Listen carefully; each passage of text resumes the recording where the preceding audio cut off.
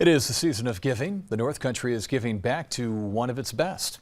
The Greater Watertown North Country Chamber of Commerce announced its 71st annual Israel A. Shapiro Award, giving the honor to a local volunteer, Beth Linderman. The former social worker has served the community for decades between working with the Rotary Club and the Watertown School Board. Humbled by her decades of service, she says her efforts are just part of being a member of the community. Well, you know, when I have seen in the past who got the award, it's like, oh, well, of course, you know, they've done so much. And I guess I don't feel like my experiences have been quite so broad in the community to deserve this. Linderman will formally receive her award at a dinner hosted by the Chamber in late February. Congratulations.